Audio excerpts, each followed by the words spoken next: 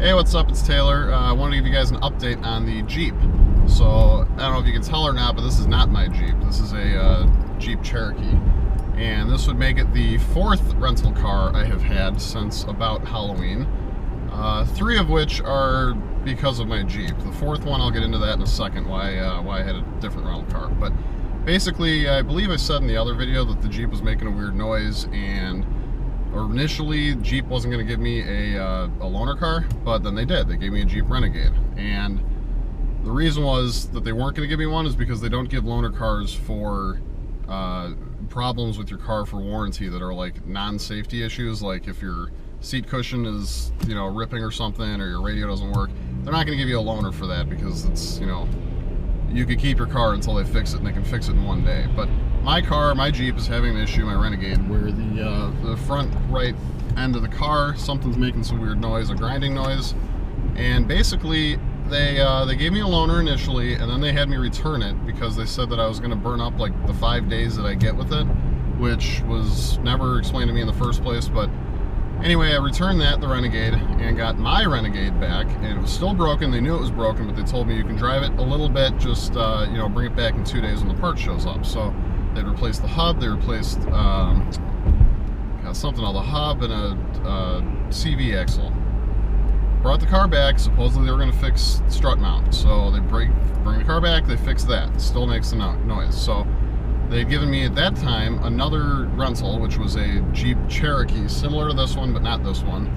And I had that for about a week. Well, then I was told by them that they were going to be calling in somebody from Chrysler Corporate to come in and check out the car to see what's wrong with it, which I'm sure happened. But basically, they told me there was multiple things that could be going wrong with the car that, according to Chrysler, like, you know, they give them the service, like, hey, you know, you're hearing this noise, fix this, try this, try this, try this.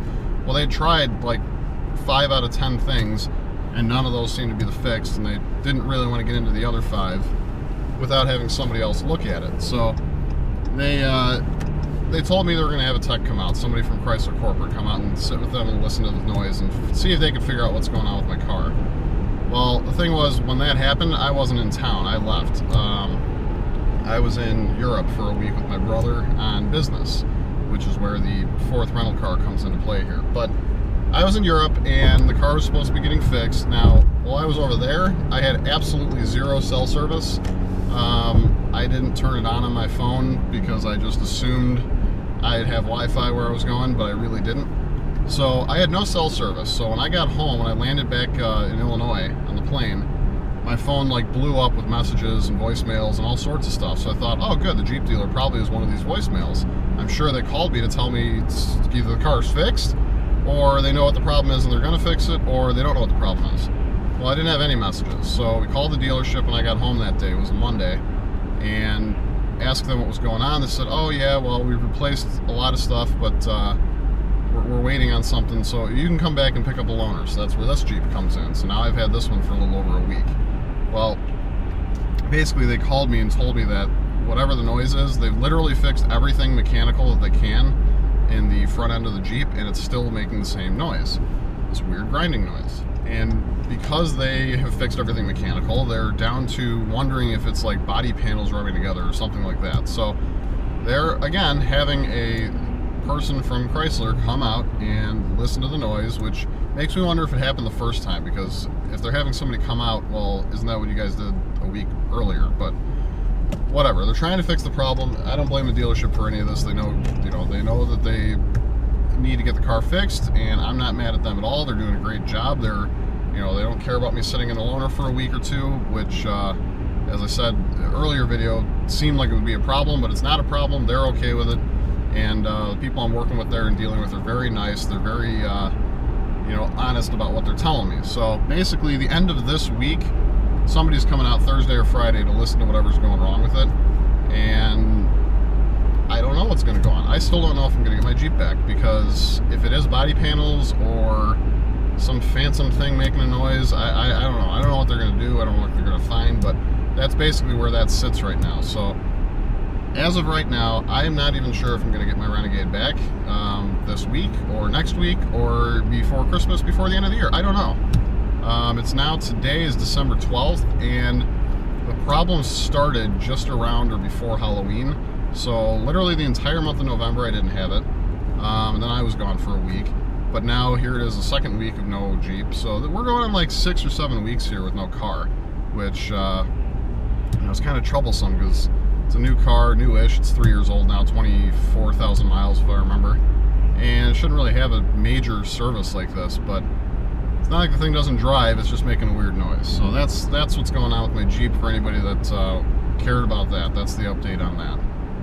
Now, the second part of this, where I was. Well, as you guys know, I own a printing company. My family and my brother, my father and I, well, we were invited to go to Germany to see a press manufacturer. So my brother and I went on the trip.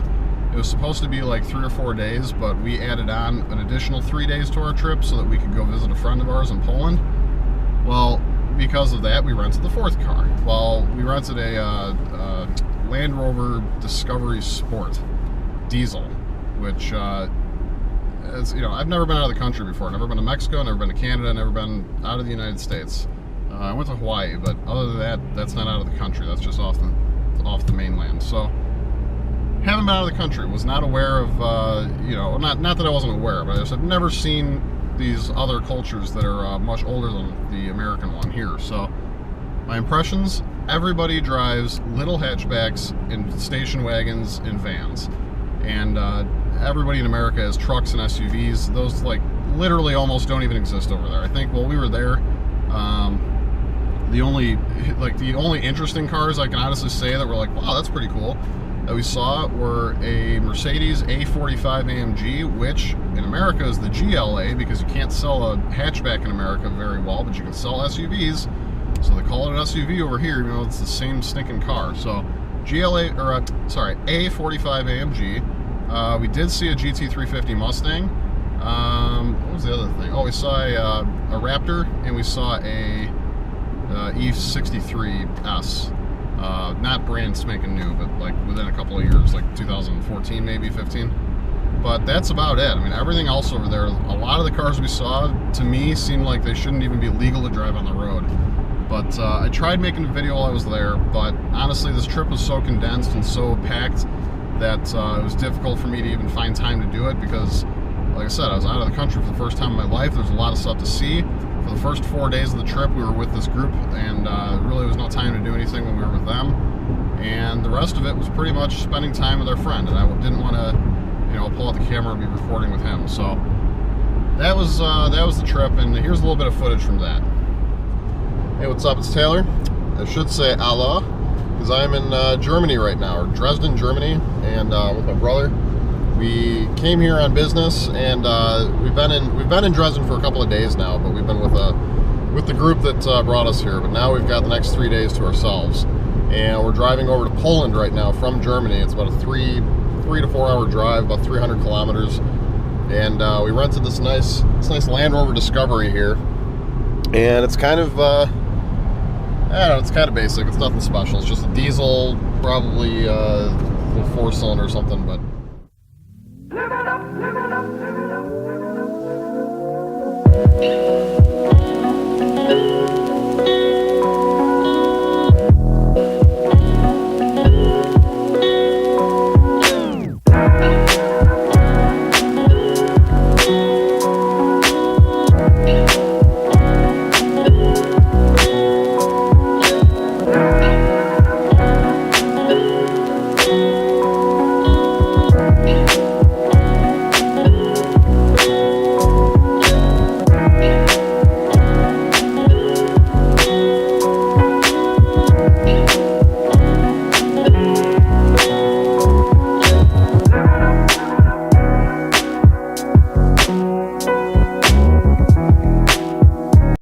As you can see, we're driving through small towns in Poland, and very different lifestyle, very different roads, different everything. I mean, I know a lot of people that watch my channel are from out of the country, specifically Australia and New Zealand, just because of my car, but Europe was an interesting place. I can't wait to go back. I can't wait to see more of it because, like I said, condensed, short trip.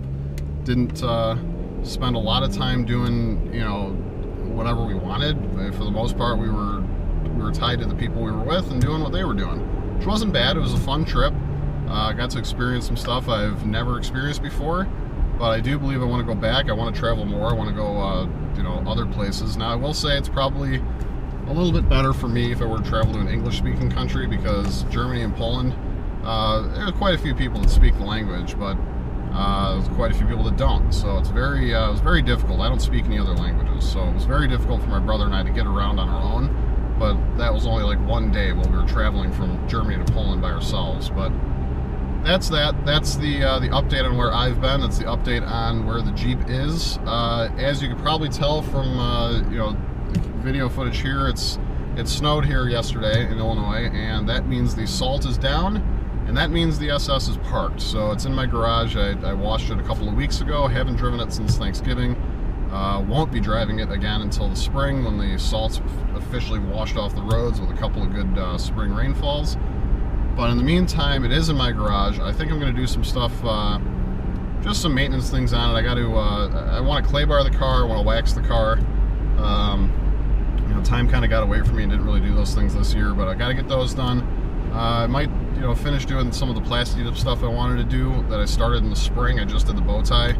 I might do the front bow tie, or I might take it off the back bow tie. I don't know. I don't know what I'm going to do, but got all winter to do it. Got my garage, so hopefully I can find some stuff to do with it, and hopefully my Jeep gets fixed and I can figure out a resolution on that, because I don't really much like driving this loaner.